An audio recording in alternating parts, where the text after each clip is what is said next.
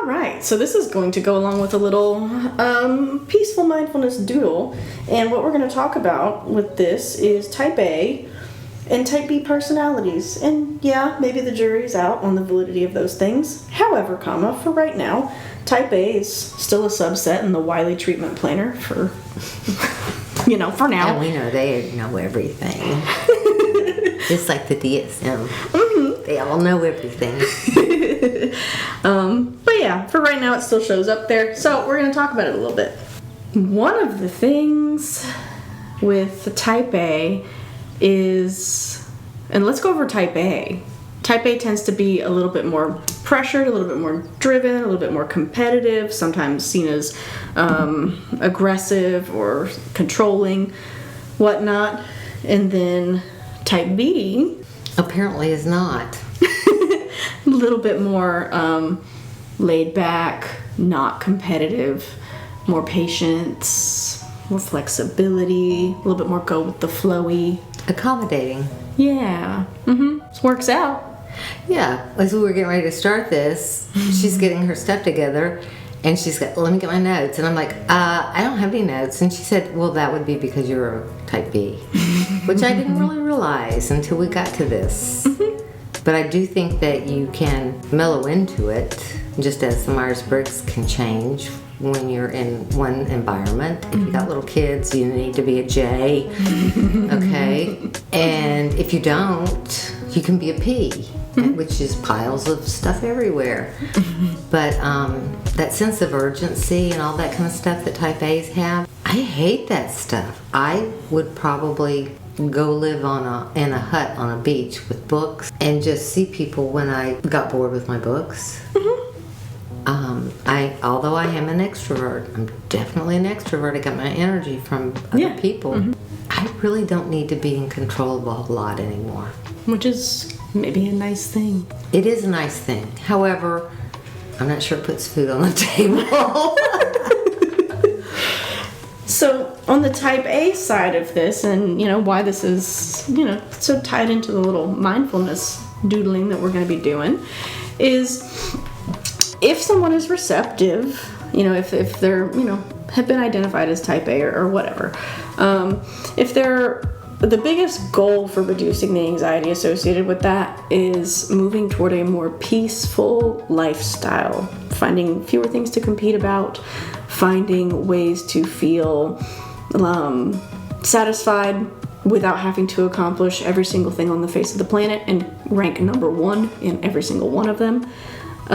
So it would be about the process rather than the product? Yes. And then also, sometimes if a person is receptive, it can be encouraging a lifestyle that has a little bit more focus on either aesthetics or spirituality or anything like that. So when we think about that in the context of maybe a little art project to help with a little bit of peacefulness and decreasing anxiety, and outside of the context of competition, little squiggles or doodles might be a good idea. Zentangles. Interesting. I did one 2 nights ago.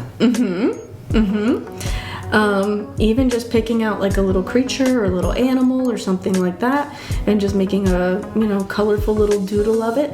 And it's not about trying to get it anatomically correct or anything like that.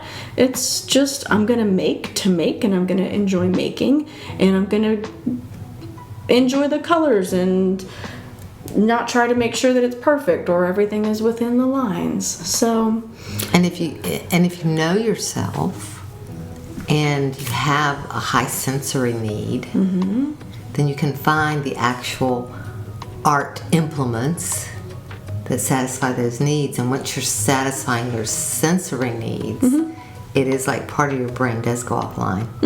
Absolutely, get into a little flow. That worried part. Yeah, it's very true.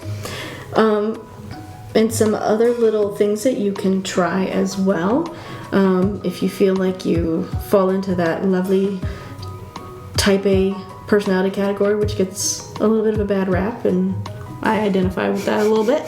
So I understand that it's not exactly presented as the personality type of choice, but here we are, accepting ourselves. And And learning from it. Yes. I also find that it's helpful to pick something, no matter how big or small. Small is a little less overwhelming. Pick something that you're bad at and make your goal to be bad at it. Like, just get curious with how much you can suck at something. Mm-hmm. Also, if you like drawing, or at least are open to the idea of drawing, if that's not normally your thing, start doodling and drawing with your left hand if you're right-handed, or your right hand if you're left-handed. Use your non-dominant. Yeah, if you're really good at something, do it backwards. Because that also takes your brain offline. If you can read a pattern, don't. Do free form crochet. Yeah, because it's not about perfection. It's not about the pressure to do it right. Because you can't control it. Yeah.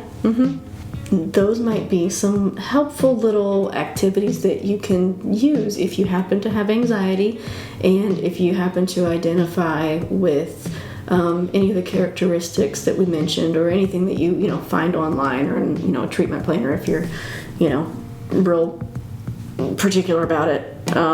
If you're an A-type personality, you might not want to do a Zentangle. Because...